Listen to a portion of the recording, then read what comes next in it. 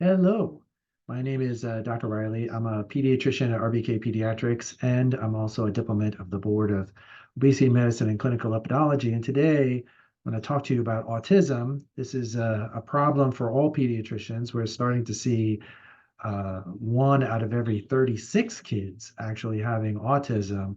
And when I first became a pediatrician, this was not a thing that we saw it so frequently. And a lot of times parents will ask me, is there anything that we can do to kind of help make the children more healthier? And one of the things that I've done is I've tried to make this video so that way people have something that they can do. What we see nowadays is that there is something going on. And the thing that we see is that there's probably something going on with this little guy here, the mitochondria. The mitochondria are the parts of our cells which actually provide a lot of the energy. And it's the health of the mitochondria that actually seems to predestine the health of the child.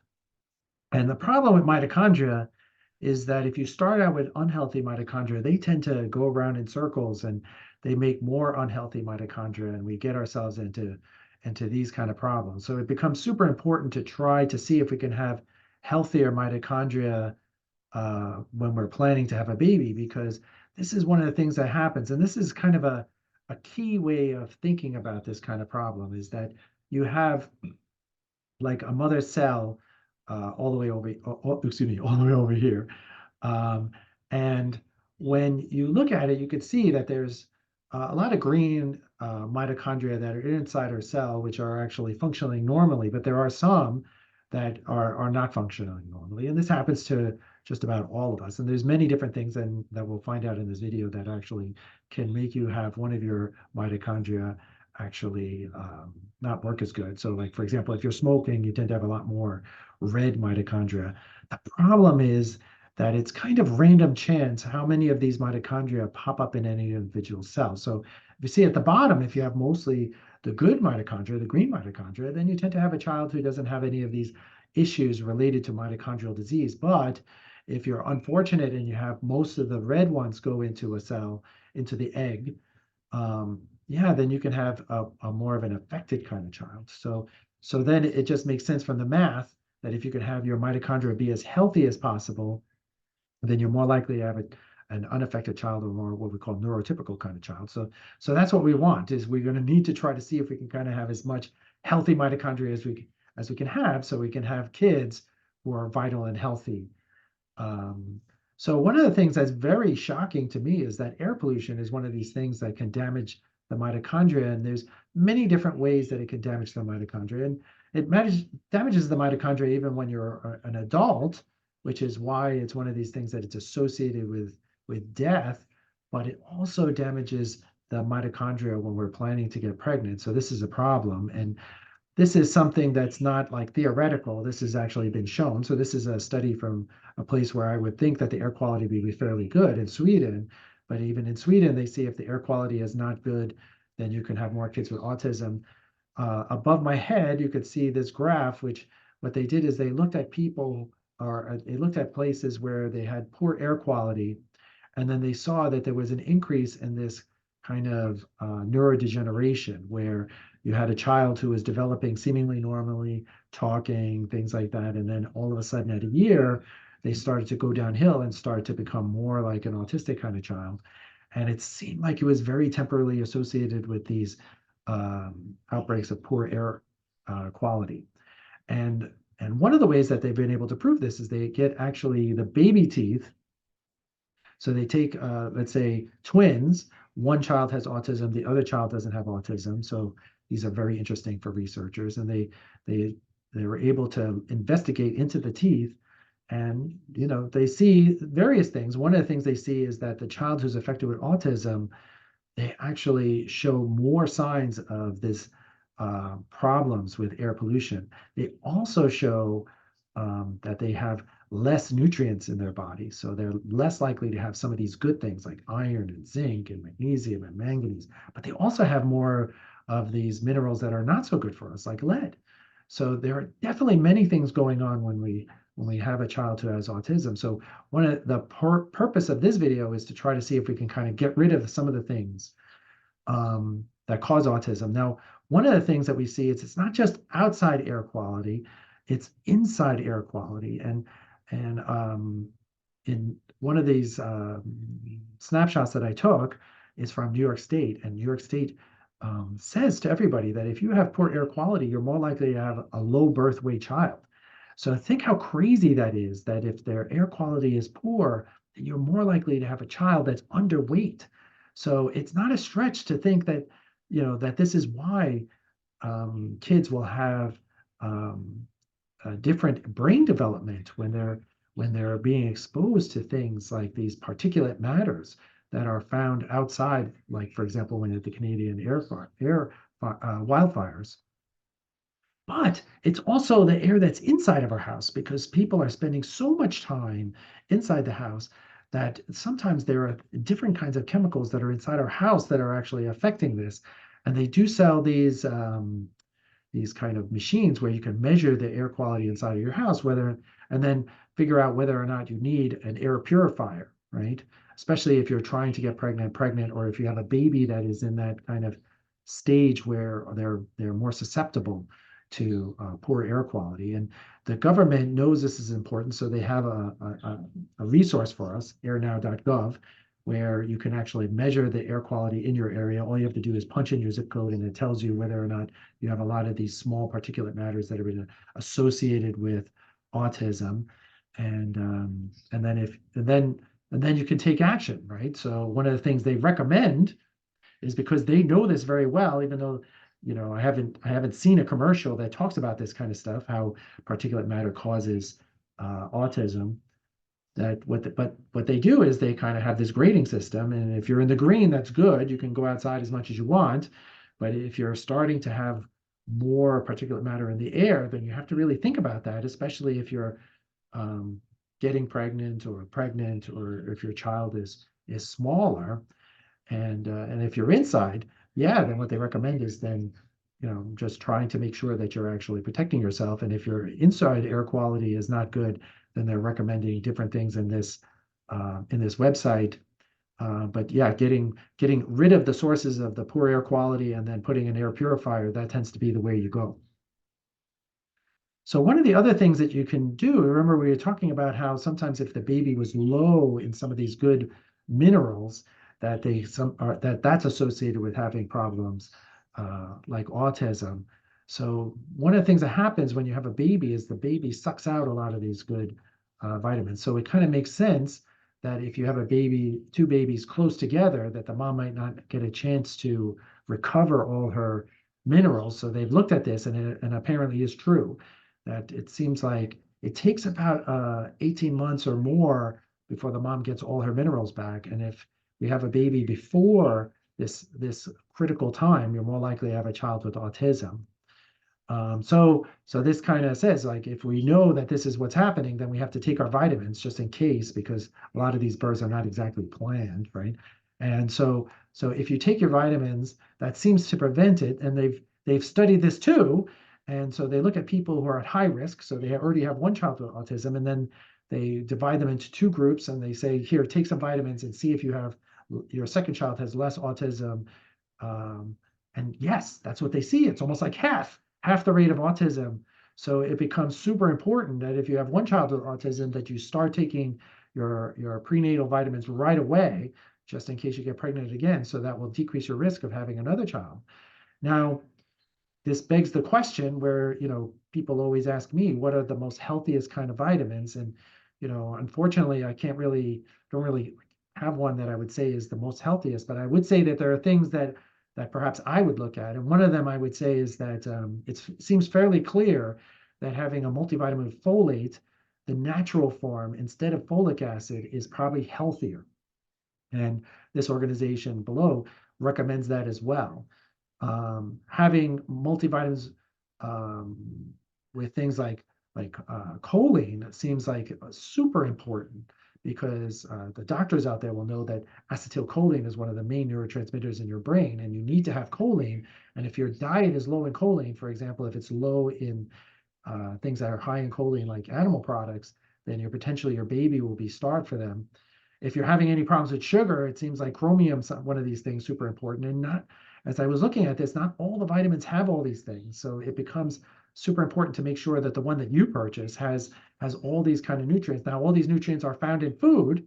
So if you're eating a variety of foods that contain animal proteins, then you're going to be having all this kind of stuff. And one of the things that I found it hard to find was things like the omega-3 fatty acids, which these things are good for everything. And we know that 20% of our brain contains actually some of these omega-3 fatty acids. So it makes sense if we're trying to grow an infant inside of us that we need to have enough omega-3 fatty acids so the baby can have enough. Unfortunately, they're allowed to sell food nowadays that's low in omega-3 fatty acids. So our best advice is to make sure that someone gets enough omega-3 fatty acids is try to eat enough fish. But as many of you know, a lot of the fish is contaminated now with mercury because we are polluting the earth. So luckily, there is an organization called the Environmental Working Group, and they're a good source of information to find out of foods that we're eating, if they're actually contaminated or not. And they have best bets for fish. But yeah, we would encourage people to have fish when they're pregnant, to have it at least twice a week so to make sure that they're getting all these kinds of things. And they've looked at that where ladies were having enough fish intake, and they saw that their children later on in life had better cognition, that their brains work better. But it kind of makes sense. If you need omega-3s for your brain to work, because your brain is made mostly out of omega-3s, if you're not eating enough omega-3s, then your babies are not going to have as healthy a brain. Vitamin D is one of these things also. It seems like it's good for everything, right? So if you're having low vitamin D, it seems like you're more likely to have a child who would have autism. So normally what we would do is try to make sure that those moms supplement with vitamin D, but also get their vitamin D levels checked so they know how much to supplement. Go outside in the sun, because it seems like going outside in the sun is better in terms of getting your vitamin D, and then trying to eat foods that have vitamin D, like animal-based proteins, and trying to avoid foods that lower your vitamin D, which is probably, for me, probably the most common reason why people have low vitamin D, which are, again, these processed foods, processed carbohydrates, etc. Being low in iron seems like it's associated more with autism. And there definitely is a risk where we see ladies who had the lowest irons tended to have children who had more autism. And one of the problems, again, is that the food is being changed, and the food nowadays, especially the grains, are problematic. And one of the problems that we see in the grains is that it actually has different kinds of things that block the absorption of iron. So you could be having something that was high in iron, like red meat, and then you have it with bread, like in a burger, and the bread from the burger is going to block the absorption of the iron. So you could be thinking you're doing a good job, but you would have been much better off having that burger with some broccoli, so that way the iron was more likely to go into your body. And unfortunately, this was shown in the CHARGE study, which I have some of the resources here if you wanted to look later on. But there were many things that were found in the CHARGE study that were problematic in our foods. And like I said, it's usually the iron, sugar, having high blood pressure. All these things are super important when we want to have a healthy mitochondria, a healthy body, and then subsequently healthy children. But before you go running off willy-nilly, remember I said I would prefer that you actually had some of these things checked. And they've looked at this where people just kind of started just taking multivitamins because they figured, a little bit of multivitamin must be good, so I'll just take a whole heck of a lot. And they saw that there was actually like a sweet spot where if people were taking these artificial vitamins, because this doesn't seem to happen when you eat real food, if you're taking these artificial vitamins, that if you take too much, that seems like it's unhealthy. And certainly that makes sense because, for example, the two vitamins that they studied here, one is for folic, people take folic acid, which there is a syndrome known as unmetabolized folic acid syndrome. And then a lot of the B12 that they sell actually has something like cyanide in it. So you can imagine if you take too much of that, that's also not so good. So yeah, so the best way is actually to monitor, to check your blood levels, and then supplement accordingly. Yeah, so one of the other things that are unhealthy is having too much sugar in your body. And then this is something that they've also looked at. And if you have gestational diabetes, this seems like it increases your risk for having autism. And we know that having high the sugar levels bad for the mitochondria. So then you would think then bad for the baby, because we're going to be getting more of those red mitochondria if we're having gestational diabetes. And they've looked at this, and what they see is that, yeah, if you were suffered from obesity, gestational diabetes, and you were much more likely to have a child who had autism. And if you were frankly diabetic, yeah, then you were much more likely to have a child with autism. So luckily there are things that we can do. And one of the things that we see is that just even decreasing your carbs a little bit. So they had done this study in premenopausal women where they were on 60% carbohydrates in their diet. So they were out of control a little bit, right? And they just decreased it to 40% of their diet carbs. And it actually made a significant decrease in signs of oxidative stress. So we just have to be a little bit careful. Yeah. So working with your OB if you're already gestational diabetic to slowly decrease your carbs, switch to healthier carbs. These are all things that would be very good for our health and for the mitochondria inside of our cells. And certainly one of the things that's also not controversial is that processed food is junk. And one of the reasons why you probably are already knowing is that somehow processed food is bad for your mitochondria. And on this slide, I try to put in like how some of these seed oils seem like they're not so good for us, right? And certainly sugar, again, not a surprise. They've done studies, and it seems like sugar damaging to the mitochondria and not so healthy for you. So trying to avoid these processed foods and processed sugars, yeah, like not good. And before you think like, oh, I'll just start buying diet stuff, seems like diet stuff not so good for the mitochondria either. It gets us into trouble. And yeah, so it seems like it's a problem because all these kinds of things are related to inflammation, and that seems like the when you have damage to your mitochondria, it causes inflammation inside your body, and even things like that normally we would think would be healthy, like whole grains, seem like causing an increase in inflammatory markers. So one of the things that we have to do is maybe try to be a little bit careful on the amount of whole grains that we're going to be eating. And so I have a list of all the different whole grains that we have here, and try to eat a diet that's mostly meat and vegetables and fruit.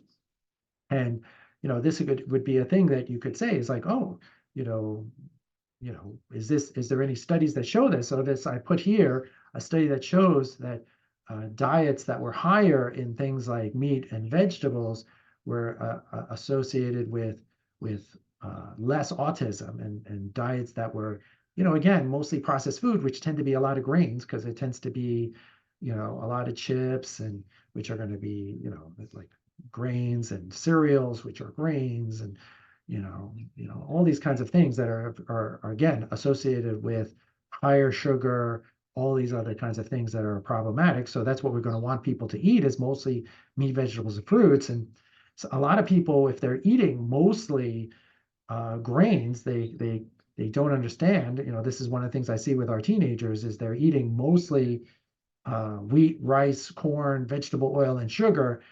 They're eating very few things in their diet, so they're not well equipped to find out how to learn to eat avocado and different kinds of healthy foods. So what we try to do is like see if you're wanting to change your diet to seek out a nutritionist or someone that's educated in this kind of stuff. Yeah, so one of the things we also see is autoimmune disease causing more autism. And what we try to do is we try to see if we can lessen the autoimmune disease if we're wanting to help to make sure that our mitochondria are as healthy as possible. And this is one of the things that they've also studied, and they see that that unfortunately, when you are having more autoimmune disease, you're more likely to have some of these kind of issues, and even common things like having anti-thyroid antibodies, which we see even in our teenagers, that's associated with a huge increase of having autism. And usually this is something that's easy for people to check. And then if they have these antibodies, then there are things that we know we could do. We could just change around our diet to decrease our risk of having some of these autoantibodies.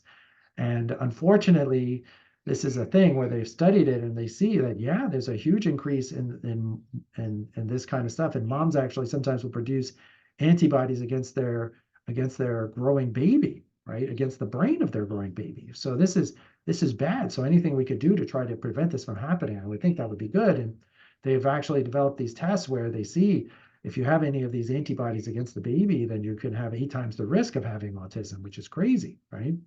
Perhaps one of the antibodies that's the worst is this anti-folate alpha antibody that's seen in 70% of kids who have autism. And they've actually done these kind of studies, which if you're a doctor, I would encourage you to look at this kind of study because it's horrifying, where they kind of look at this, where if the mom, the dad, and the child have this antibody, they're much, much more likely to have a severe form of autism.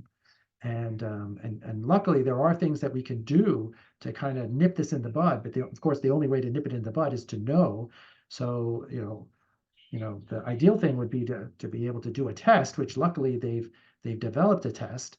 Unfortunately, I've tried to order this a few times, and the insurance companies are not big fans of covering this test. It's not the most expensive test in the world. It costs like 200 something dollars, but it would be something that it would be able to give us a lot of things that we could try to fix. So, for example, there are kids who have something called cerebral folate deficiency, where they have this antibody and it causes them to have an autism-like syndrome, and with seizures and things like that. And the doctors who study this, they actually saw that if they were able to take away all dairy out of their diet, they actually were able to decrease the amount of antibodies that they're producing, and then it helped them cognitively. So this seems like something that potentially that we could do. But of course, the only way to do it is to do the test. So like I was saying with the vitamins, it's good to take the vitamins. And then if you're pregnant, it's probably good to do some of these kinds of things. And luckily, we do know that there are things that you could do that if you're having these autoantibodies, you could change around your diet.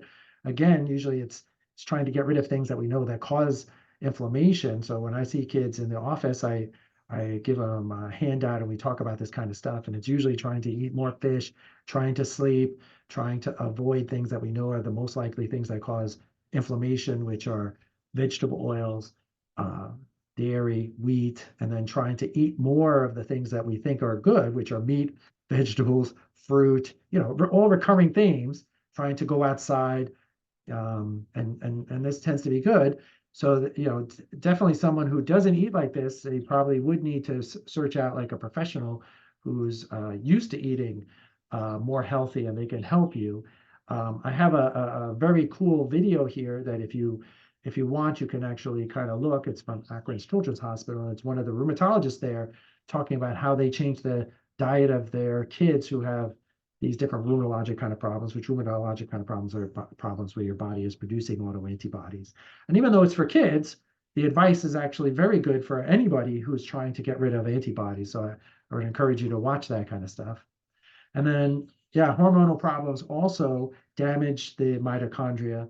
And so one of the most common hormonal problems that we see are PCOS, which we see in about 1 out of every 9 women nowadays. And unfortunately, even my teenagers get a lot of this kind of stuff. And in this study, you could see that a large increase in people having PCOS, people who have PCOS having children with autism. And luckily, there are things that you could do for PCOS as well. And so here I have a list of things that you can eat that it seemed like they're very good for curing somebody of having PCOS. And then if they get rid of their PCOS, then their mitochondria are more healthy. Then the mitochondria that go in the baby are more healthy, and everything is good in the world, right? So usually I would encourage you to kind of look at some of these kinds of things so that way you could figure out what are the things that are healthy. But again, it's usually eating mostly meat, vegetable, and fruit, going outside, drinking a lot of water, getting some exercise. This is one of the things that we are learning about a lot nowadays, that it seems like this periodic stress of exercise causes healthier mitochondria. So again, more of those green, happy mitochondria. And the more green, happy mitochondria, the more likely you're going to have a happy child, right? So this is what we're all about, right? And I've also made videos for my teenagers. So I put the link here, and you can kind of look at that if you wanted to. It's a series of videos because I am very long-winded, and it will talk about how to eat in a very PCOS friendly kind of way. And yeah, so going outside, this is something that's super important. And one of the things that so in this picture, I kind of show that even in places in the world where it's super cold, there is a culture of putting their babies outside. And to tell you the truth, before I started preparing this, I thought these guys were all crazy, right? If you were able to look, you'll see that it's like 10 degrees outside, and they're putting their poor babies outside, right? But there is something about going outside, and that probably we kind of evolved to be outside, and it seems like the mitochondria inside of us are sensitive to the solar radiation, and it seems like some of these infrared rays, they actually can penetrate our bodies deep into the muscle, and they're actually going outside seems to actually invigorate our mitochondria, turn them from red mitochondria into green mitochondria. And actually, even if you, they've done these kind of studies where even if the sunlight kind of hits your arm, it actually, the mitochondria that are there will actually kind of go around in your body and go into your brain and actually even make your brain mitochondria more healthy. So it seems like all this kind of stuff is super good. So a lot of the stuff that we tell everybody that that to make themselves more healthy seems like it's all good for the autism. And here there I have a couple of studies where they talk about this kind of stuff, where just spending time in green space less good for autism, right?